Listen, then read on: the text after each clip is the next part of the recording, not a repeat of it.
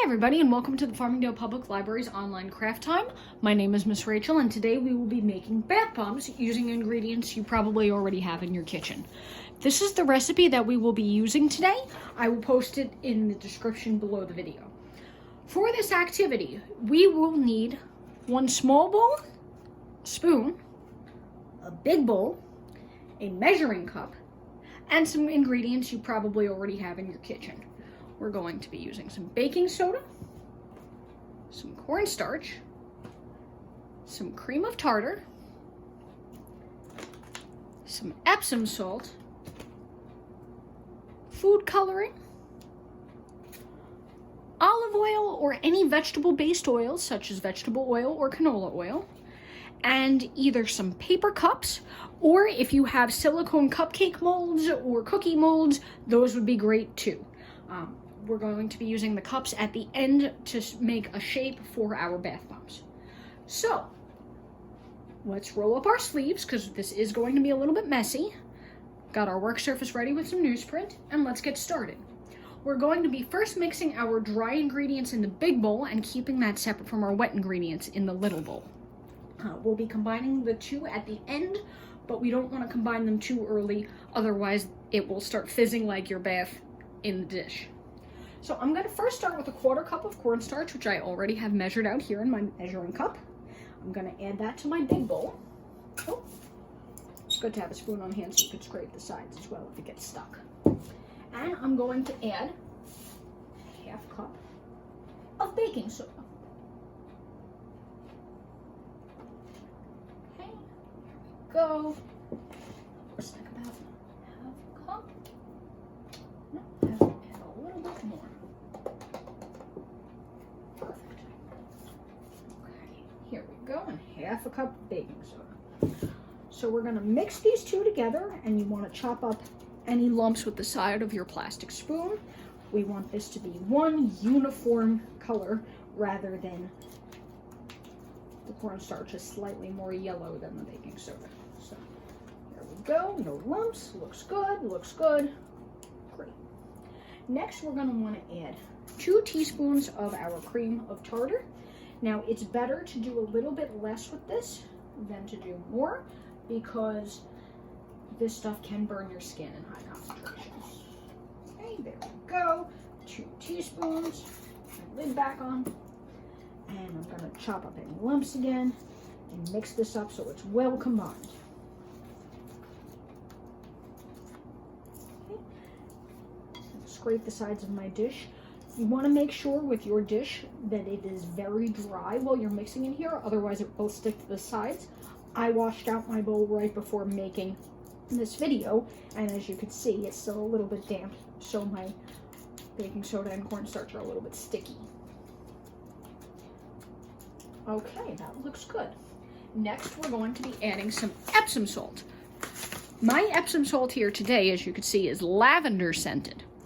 If we weren't using a scented Epsom salt, with our wet ingredients, you could add some body safe essential oils, or you could add some kind of flavor extract, like say vanilla extract here, but it won't keep as long if you add a food extract. Today I'm not going to do that because I have already, ooh, that smells strong, lavender scented Epsom salt. Okay, so I'm going to add a 1/4 cup of my Epsom salt.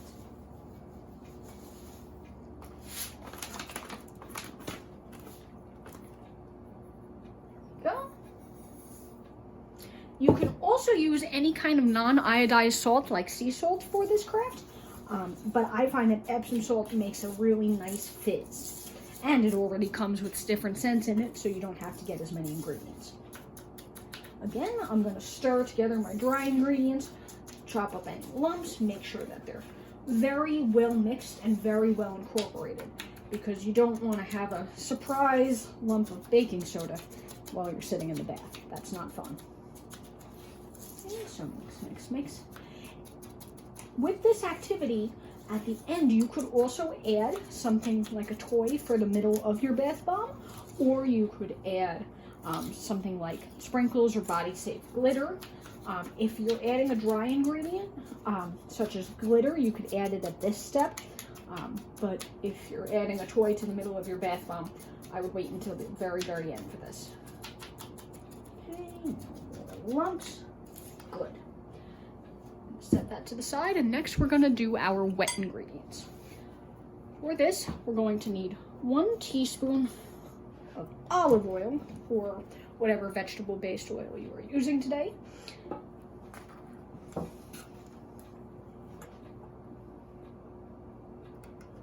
1 teaspoon. There we go. Now, if you're finding when you mix the 2 sets of ingredients together that your bath bomb is too dry, you can add either more oil or more water. I find that water is a little bit easier to use. Okay, next we're going to add our food dye. So since I'm making a lavender bath bomb, I think I'm going to make mine purple. So 1, 2, 3, 4, 5, 6 drops of red. Let's make this really purple. And 1, 2, 3, 4, 5, 6 drops of blue. Okay. I'm going to mix my colors together.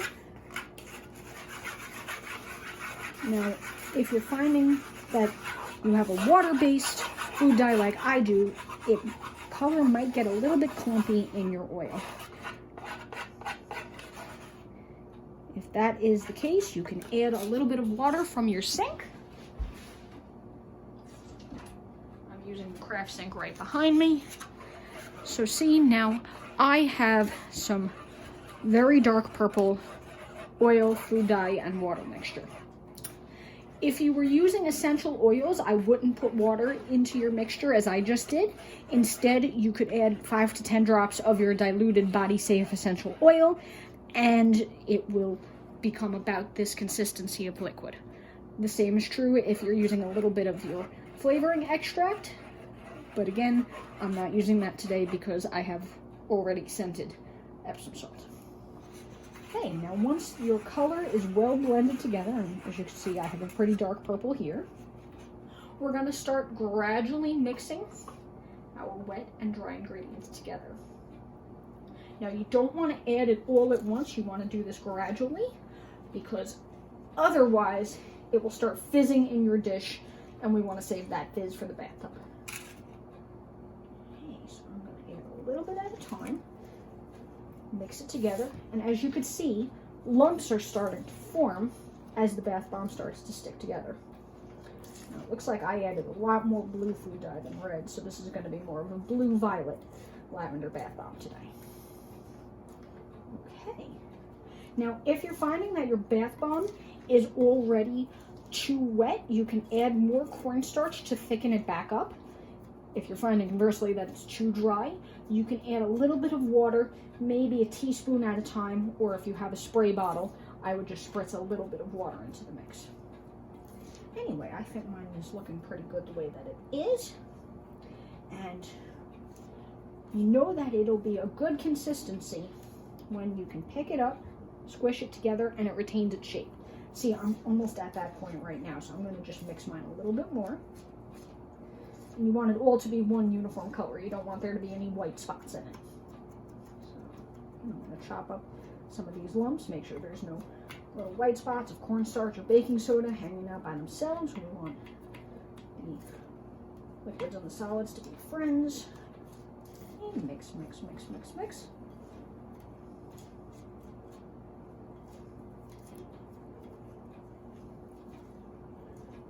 Okay. And when you are satisfied with your mixture, see how I can make a nice little rock there? You're going to take a cup, paper cup, or a silicone mold and fill it to make the shape of your bath bomb. Today, I'm going to just use a paper cup, so when I fill it up, the inside will be just a round bath bomb. I'm going to fill my cup up about halfway because I don't need a full cup for a bath bomb. That would be a very, very fizzy bath. Okay, and then you want to pat it flat. And here's one. Let's make a second one. So this recipe today, using the proportions of quarter cup quarter cup, half cup for our dry ingredients, we'll make 2 very large jumbo size cupcake bath bombs, or 4 small size, like a regular size cupcake bath bomb. But again, you could fill as many molds as you want with this mixture. It just depends on how tightly you pack it, and also the humidity and moisture of the area that you are working in. If it is more moist, you will have a denser, clumpier bath bomb. So I'm going to pat that nice and flat. And if you want, you could also take the backside of your spoon and maybe make a design in your bath bomb. But again, that's up to you. So here we go. Right now I've got 2 bath bombs ready to go. I'm going to leave these in a dry place overnight so that they harden up. The longer that you leave your bath bombs, the longer you risk having some moisture in the air come back into them, and then they won't fizz very well. But if you leave them overnight and then use them within the next couple of days, you should have a very, very nice, relaxing, fizzy bath. Hope you enjoyed the video. Happy bathing! Bye, everybody!